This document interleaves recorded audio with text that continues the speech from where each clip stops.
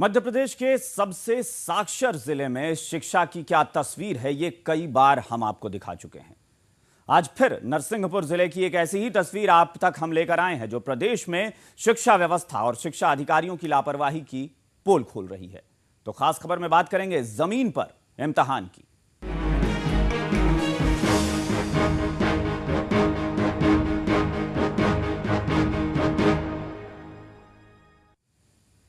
नरसिंहपुर के साली चौका और बारहा बड़ा गांव में हायर सेकेंडरी की परीक्षा दे रहे छात्र छात्राओं को बैठने के लिए फर्नीचर तक नसीब नहीं है। छात्र ठंडी जमीन पर बैठकर परीक्षा देने को मजबूर हैं। यह हकीकत किसी एक सरकारी स्कूल की नहीं बल्कि ऐसे कई स्कूल हैं जहां यही हाल है। कुछ छात्रों के लिए तो जैसे तैसे बैठने के लिए फर्नीचर की व्यवस्था कर दी गई, लेकिन कुछ को जमीन ही नसीब हुई। इस बारे में जब छात्रों से बात करने की कोशिश की गई तो वो कैमरे के सामने आने में कतराने लगे। वहीं जब जिला शिक्षा अधिकारी से इस बारे में पूछा गया तो उनका कहना था कि बच्चों को बैठने के लिए दरी इसलिए नहीं दी जाती है क्योंकि बच्चे उसके नीचे, दरी के नीचे नकल के लिए पर्चियां रख लेते हैं।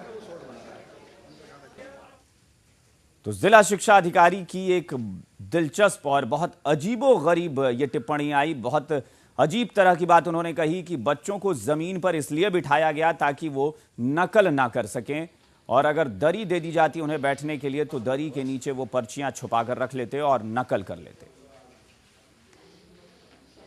अव्वल तो ये कि वहां फर्नीचर मौजूद नहीं है, और दूसरी समस्या ये कि जिन बच्चों को जमीन पर बैठकर इम्तिहान देना था उन्हें दरी नहीं दी गई। उन्हें कहा गया कि वो जमीन पर ही बैठे, भले ही उन्हें ठंड लगती है तो लगे, इससे फर्क नहीं पड़ता, नकल नहीं होनी चाहिए और इस वजह से दरी नहीं दी जाएगी, वरना उसके नीचे पर्चियां रख लेंगे। वो दरी इसलिए नहीं रखते हैं कि नीचे बच्चे चिटे रखते हैं, क्योंकि फर्नीचर यहाँ पे जितना उपलब्ध हो पाया उतना केंद्राध्यक्षों ने उपयोग किया है। बिल्कुल अपरिहार्य स्थिति में ही यहाँ पे नीचे बिठाया गया है। तो अगले पेपर में कुछ व्यवस्था की जाएगी शासन द्वारा? यदि आसपास के किसी अशासकीय विद्यालय में अगर जितना भी फर्नीचर होगा उनके लिए हम निर्देश दिए हैं इनको। यदि वहाँ पे उपलब्ध हो जाता है तो निश्चित व्यवस्था हो जाएगी। चलिए शुरुआत करते हैं खबर भारती के कुछ सवाल से कि क्या स्कूल में फर्नीचर मौजूद नहीं है? जानबूझकर छात्रों को जमीन पर बिठाया गया।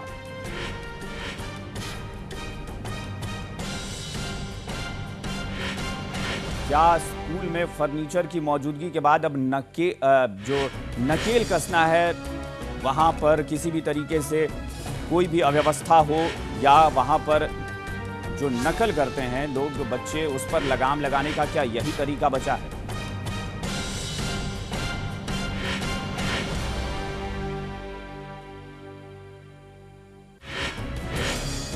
अगर ठंड में छात्रों की तबीयत बिगड़ जाती है तो इसका जिम्मेदार कौन होगा? कई सारे सवाल हैं कि आखिर नकल पर लगाम लगाने का यही तरीका है? क्या देखकर ऐसा नहीं लगता कि जानबूझकर छात्रों को, बच्चों को जमीन पर बिठाकर इम्तिहान के लिए परीक्षा देने के लिए मजबूर किया गया? अगर ठंड में इन बच्चों की तबीयत बिगड़ जाती है तो इसका जिम्मेदार कौन होगा, ये एक बड़ा सवाल है। और इस पूरी खबर पर नरसिंहपुर से जुड़ गए हैं हमारे संवाददाता आशीष जैन। आशीष, बेटियों की शिक्षा और सुरक्षा ये मध्य प्रदेश सरकार का सबसे बड़ा दावा होता है, लेकिन तस्वीर इसके ठीक उलट दिख रही है। ऐसा लगता है कि शिक्षा और सुरक्षा जैसी कोई चीज मध्य प्रदेश में नहीं है छात्राओं के लिए। जी बिल्कुल, ये एक वानगी भर है। ये जो गांव है साली चौका, ये रेलवे ट्रैक से जुड़ा हुआ है, सड़क मार्ग से जुड़ा हुआ है। उसके बावजूद यहाँ पे बेटियों की शिक्षा की बात करते हैं सरकार, और बेटियों की प्रशासन बात करता है सुरक्षा देने की। वहाँ के ये हालात है। साली चौका गाँव है जो कहीं दूरस्थ अंचल का एरिया नहीं है। जब यहाँ पे बेटियों को ज़मीन पर बैठाकर, ठंडी ज़मीन पर बैठा कर सुबह 8:30-9 बजे का पर्चा दिलाया जा रहा है, तो गाँव जो दूरस्थ अंचल के गाँव हैं वहाँ की स्थिति का सहज अंदाजा लगाया जा सकता है। अब इस बात से खुद सोचा जा सकता है कि बेटियों की जो परीक्षा देने की या जो पढ़ाई करने की जो मनोदशा हो सकती है उस पर कितना बड़ा फर्क पड़ता होगा जब वह ठंडी ज़मीन पर आके परीक्षाएं देती हैं। उनको लिखने में भी कुछ प्रॉब्लम्स महसूस होती हैं। जब हमने इस बारे में उनसे बात भी की है तो उन्होंने दबी जुबान से इस बात को स्वीकार भी किया, कहीं ना कहीं ये तकलीफदेह व्यवस्था है, लेकिन कहीं उन्हें परीक्षा देना है, अगले पेपर भी देना है, तो ये कैमरे के सामने जरूर उन्हें आना लाजमी नहीं समझा। बिल्कुल सही बात है कि कैसे मध्य प्रदेश की बेटियां होनहार हो सकेंगी, इस पर ये बड़ा एक सवालिया निशान लगता है। बिल्कुल आशीष, प्रदेश में अगर बात करें तो सरकार ने बेटियों के लिए कई योजनाएं भी चला रखी हैं। इसके बावजूद लड़कियों को ठंडी जमीन पर बैठकर परीक्षा देने के लिए मजबूर किया जाता है। तो ऐसा लगता है कि सरकार की योजनाएं जो हैं वो धरातल पर उतर नहीं पा रही हैं। जी जी बिल्कुल, प्रदेश सरकार के जो मुख्यमंत्री हैं उन्होंने अपने नाम से कई बेटियों को बचाने की योजनाएं चलाई हैं।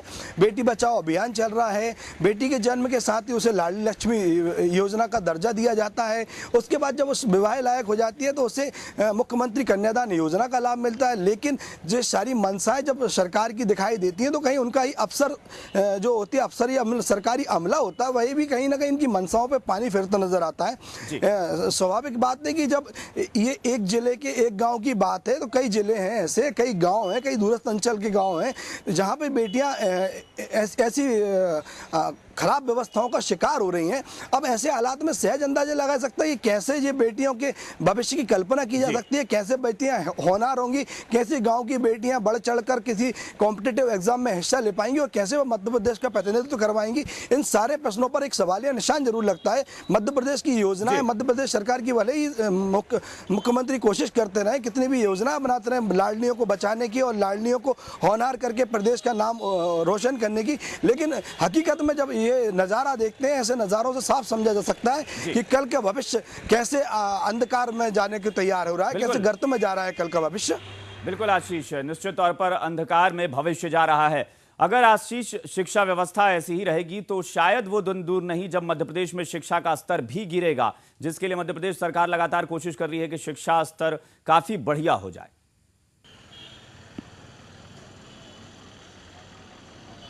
जी बिल्कुल सही बात है। जब यदि मध्य प्रदेश में ऐसे हालात में पेपर होंगे, ऐसे हालात में बच्चियों को पेपर देना पड़ेंगे तो कहीं ना कहीं ये इसका फर्क मध्य प्रदेश की शिक्षा व्यवस्था पर पड़ेगा। यही कारण है कि मध्य प्रदेश में कोई शिक्षा का इतना लंबा चौड़ा स्तर भी दिखाई नहीं देता है।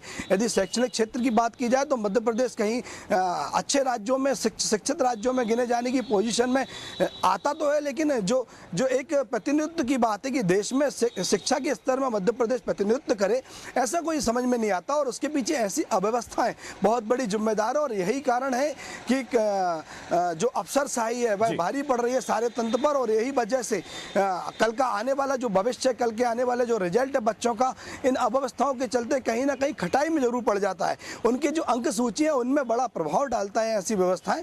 तो जरूरी है कि सरकार को जरूरी है कि ऐसे मामलों में संज्ञान लें और ऐसे मामलों में कार्रवाई करते हुए जल्द से जल्द एग्जाम हॉल के अंदर स्टूडेंट्स के लिए, बच्चों के लिए एक सुचारू व्यवस्था, उनको एक कंफर्टेबल व्यवस्था दी जाए, जिससे वो यदि 4-5 दिन से पढ़ाई के माहौल में रहे हैं, 4-5 दिन से परेशान रहे हैं, तो उनको एग्जाम हॉल में जाके कंफर्टेबल व्यवस्था मिले, जिससे वो इत्मीनान के साथ निश्चित तौर पर। और ये सवाल भी यही है कि जब परीक्षा केंद्र, किसी स्कूल को, किसी विद्यालय को परीक्षा केंद्र घोषित किया जाता है तो वहां पर कितने छात्रों का इम्तिहान लेना है, इसके लिए वहां परीक्षा केंद्र में जो प्रधान अध्यापक है उससे जानकारी ली जानी चाहिए थी कि आखिर वहां पर उतने छात्रों को इम्तिहान दिलाने के लिए व्यवस्था है या नहीं है। ये कोई तर्क भी नहीं है। हालांकि प्रदेश की बात करें तो सिर्फ मध्य प्रदेश नहीं, देश के अनेकों जगह पे, अनेकों प्रदेश में इस तरह की खराब व्यवस्था होती है कि जहां छात्रों के लिए मुश्किलें खड़ी होती हैं, छात्राओं के लिए मुश्किलें खड़ी होती हैं। लेकिन शायद जिला शिक्षा अधिकारी ने जो तर्क दिया वो देश के कहीं और किसी भी प्रदेश में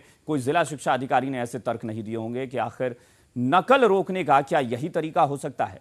फिलहाल इस पेशकश में इतना ही। खबर भारती पर खबरों का सफर जारी है। नमस्कार।